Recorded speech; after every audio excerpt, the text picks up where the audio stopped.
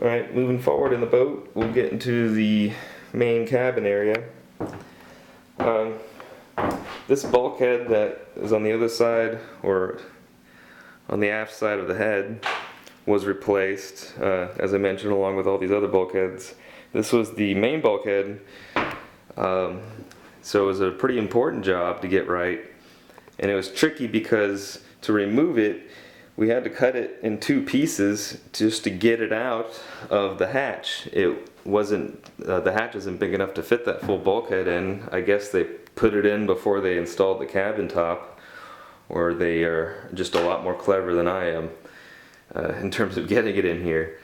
So we pulled it out and cut it in half, and I was able to retain the tabbing, about an inch of it hanging from the cabin top. It just separated from the bulkhead, and I was able to slide it out.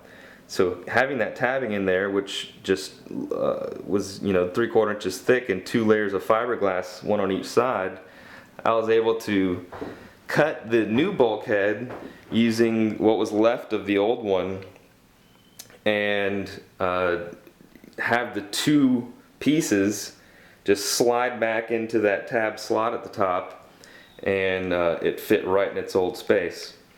The previous bulkhead was completely rotted away under here on in the aft side of it, or the port side of it, and it just was not salvageable. I faired it down in the middle, and you can kind of see where the two boards join, but it's a decent job of hiding it. Attached to the bulkhead, and it slots into this section of the bulkhead with a groove, is the compression post that goes from the cabin top to the bottom, and below the floor there is the compression post that carries from the bottom of this post to the keel. So this post is made of white oak, and the one that was on the boat, much like everything else, had a lot of rot in it, and it was splitting where it was laminated together. The bottom was completely rotted away. It was basically serving no purpose. So I had to get that replaced. I bought some rough lumber, the white oak, and had some help getting it all planed down to size and cut to size, and I just recently laminated it together in my garage using some bolts, so it won't ever really come apart. And once I get the rest of the boat painted up, it will finally be installed. The cabin top had a bump in it, just an irregularity right there, so I used some fiberglass layers and sanded flat to create a good mating surface for the compression post. And I accidentally cut the compression post about an 1/8 inch too short, so it wasn't touching the roof, so I needed to build up some layers of fiberglass here as kind of a plate for it to sit on. Before I go any further back, I want to show you guys here one of the stiffeners that I haven't painted yet. I've written about these before, how I replaced the old flimsy stiffeners with some solid ones. These are made of wood and then tabbed in with fiberglass and faired over. And you can kind of see here in the front, all these other ones have been painted.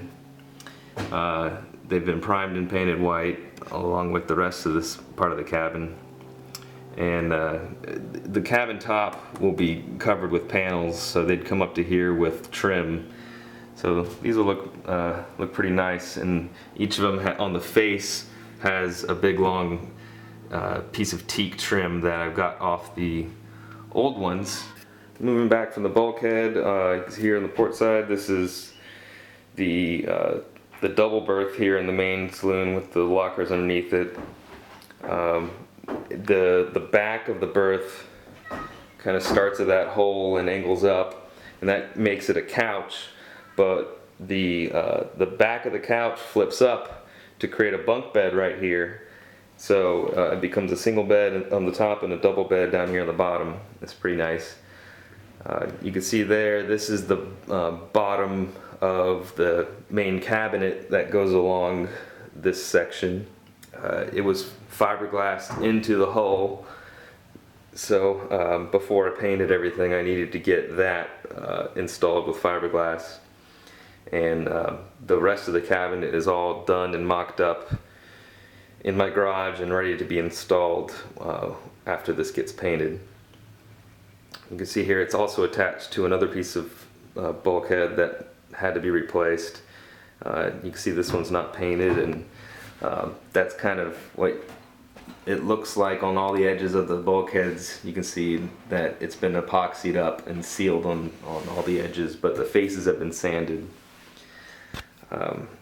This one was a particular pain because it needed to be replaced, and it had trim along the edges that, of all the trim in the boat, it was the only pieces aside from those door frames that were glued on, so they couldn't be removed. Everything else I could remove and mostly salvage, but this one not so much. It looks a lot like its brother bulkhead over here, which was salvageable, but you can see the trim there, and it has these custom bends in it.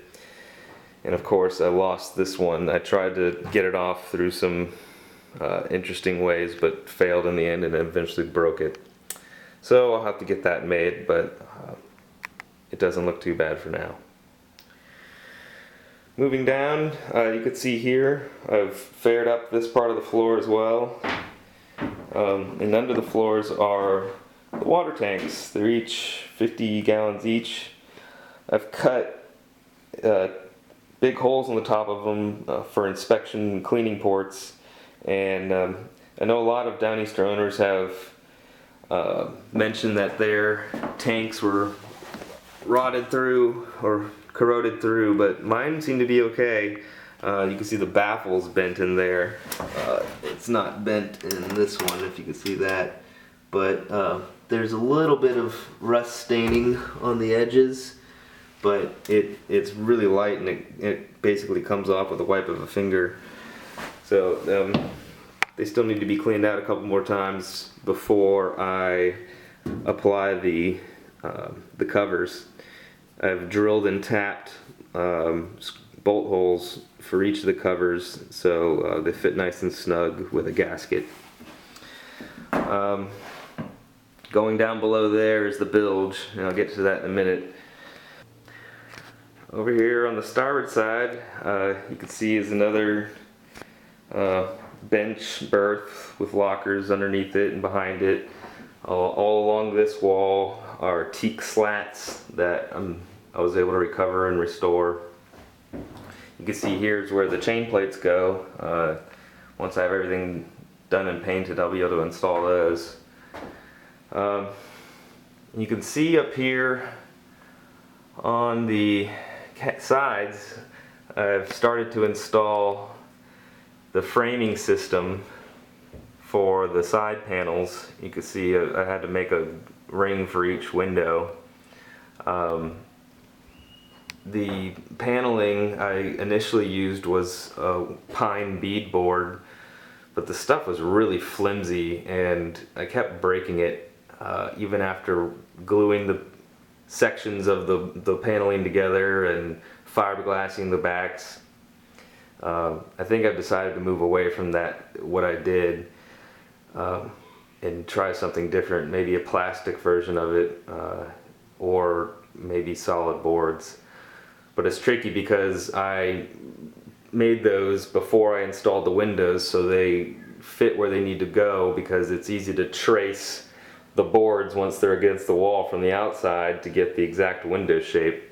But now that the windows are in, I'm going to have to rely on the patterns from those other ones I made. We'll see. It was a big weight on my mind of how I was going to replace the old vinyl headliner that was attached to the sides and ceiling before, but I'm pretty excited about the panels. They look really nice when they're in. I just got to get the product correct.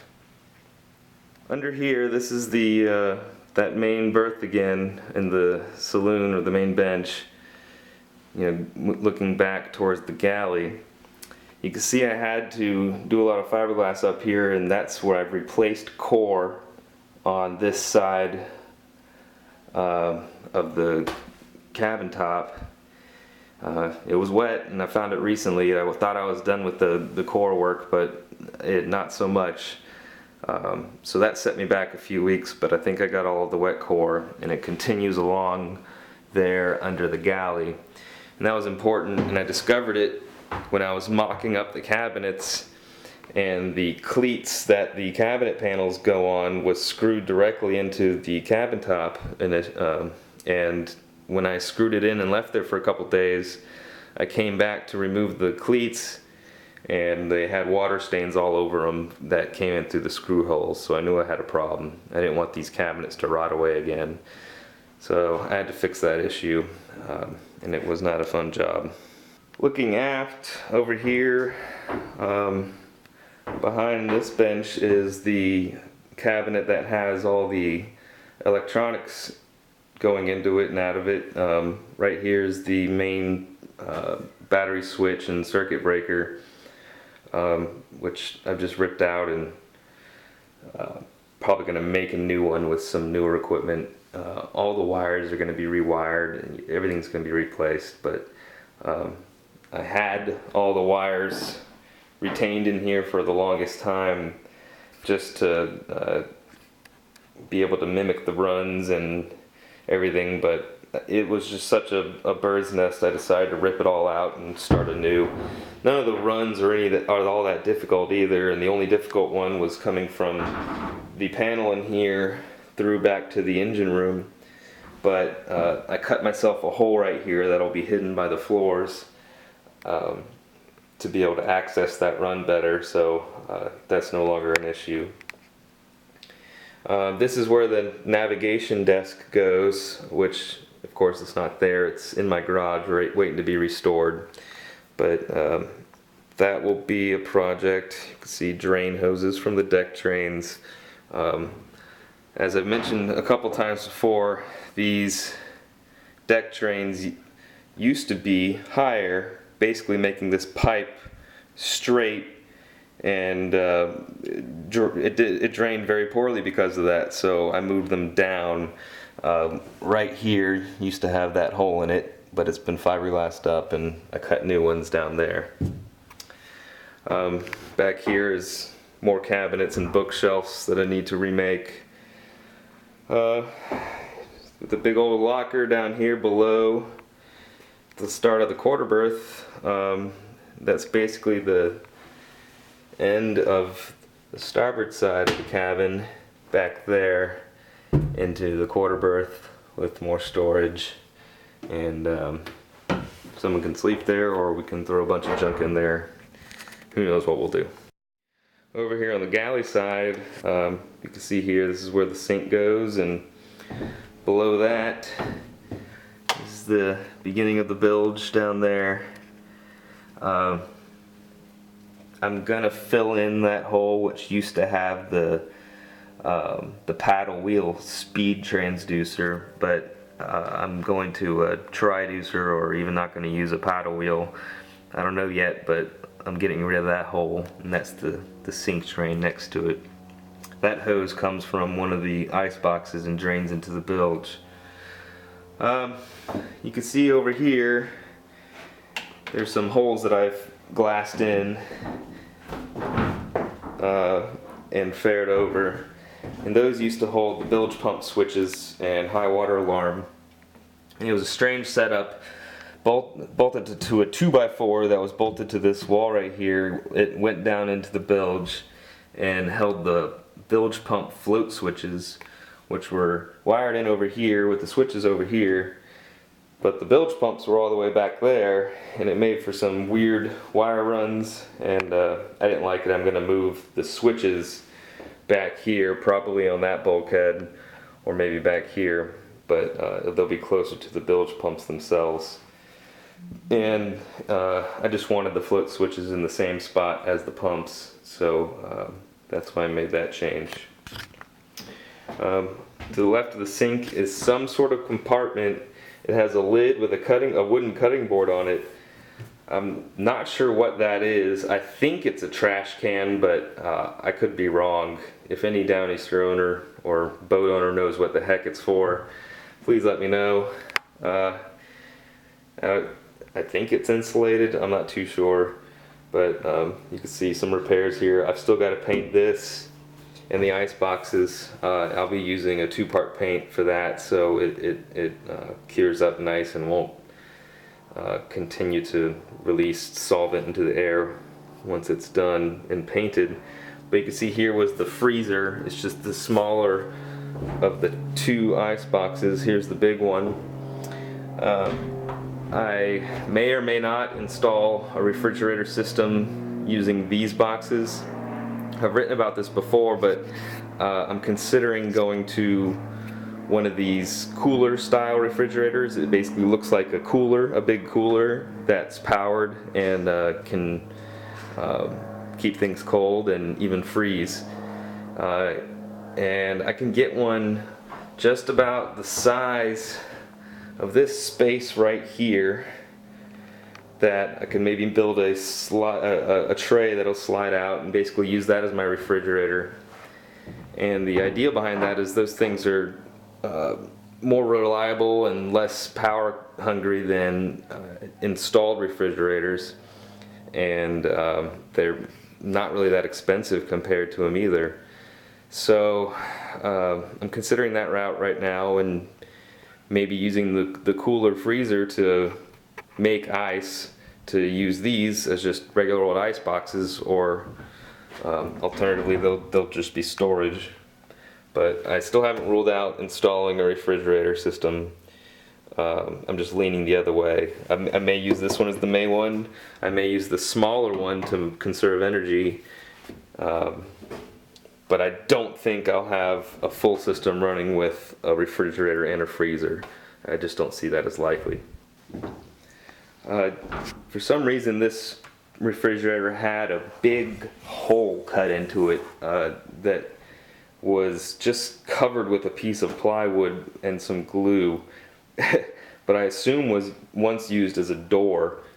But I filled it in. I filled the entire gap up with foam, and then fiberglass and faired the hole. You can see the inside where the fairing compound is, and this is smooth, but that's what it looked like out here. I don't know what the hole was about, but it was there and I got rid of it. You can see here where the vacuum is. That's where the oven and stove goes. And this bulkhead that separates the galley from the engine room was also replaced, as it was rotting away from leaks that were around here. The main leak was pretty much right at the edge of this bulkhead, and it was, pardon the dirty windows, it was the midship drain was very cracked and caused a bad leak coming into the cabin here, and also a bent stanchion base caused a big leak too. There was a big wooden cabinet that went on this wall right here. It was kind of scary because it had a sharp edge, and if you fell over and hit your head on that, that could be lethal. So I don't know if I'm going to reinstall it, but if I do, I'll definitely protect that edge some more. Moving on, this section of floor, which is right underneath the hatch, I'm not fairing because I'm not going to be using the vinyl flooring, at least attached to this floor. It'll be attached to a plywood substrate. And I need that because I need the false floor here to access the fuel tank, which, if I pull up here, you can see I had cut big holes into and tapped and drilled for inspection plates. It's hard to see, but there's a baffle going right down the middle of the tank that made it so I had to cut 2 big holes. And the fuel tank was absolutely disgusting and covered with gunk, probably a good 1/2 inch thick on every single surface. So I had to pressure wash it a good few times to get it clean, and I really got to know why my engine kept clogging up, and that many fuel filters were used when I took the boat around Florida. So I'm glad I got that fixed. I had a friend pump out the diesel, which was mostly full. He took all the old diesel, and I pretty much cleaned the heck out of it in every nook and cranny. I still need to rinse it out one or two more times because just a little bit of water's gotten in there, and probably some dust and whatnot. So once that's all sealed up, I'll be able to install a plywood floor that I'll cut, somewhere around here to have the floor to access that fuel tank. And you may be wondering, why is this so open? It's because I don't have stairs right there yet. They exist, they're just being restored at home. There's two small walls that go on either side of this hatch to the engine room, and the stairs come down from the companionway down to the floor. I haven't had stairs in a while. It's been awkward getting in the boat. You basically step there, and then up, holding on while coming in and out. So hopefully after I get this place painted and those walls installed, which I have all ready to go, they just need to be painted, I'll be able to install the stairs finally. So back here, behind where the stairs would be, you can see the engine room. It's for the most part complete and cleaned out and ready for batteries, wiring, and of course everything that got involved with the engine. There isn't really much to talk about here, but in the engine room, I haven't done much modification or any real changes. Right now it's being used mostly for storage. The only major job I did in here was to replace the core on the underside of the cockpit sole. You can kind of see where I've done some fiberglass work right there. And that's because at one point when I was disassembling this room, there was a dome light right here that was just screwed into the core. That was the engine room light. I unscrewed it and I saw a torrent of water pour out of the screw holes for a good 5 minutes straight. This entire cockpit sole was completely waterlogged and soaked. So I had to do some work, a lot of work. I tore out the entire layer of core from underneath here in the engine room and then re-glassed it in. It was a big job, but I had to do it because that core was soaked. As you can see here, I've replaced my cockpit drains. I've got a little weird kink in this hose here. I may try to figure out a better way to do this after seeing a few other Downeaster owners and the way they have theirs set up, but this works for now. It's just draining down into the bilge currently, so any rainwater just fills up the bilge. But as you saw in that last video, or one of the last videos of the hull, I have a hole that everything drains out of the bottom.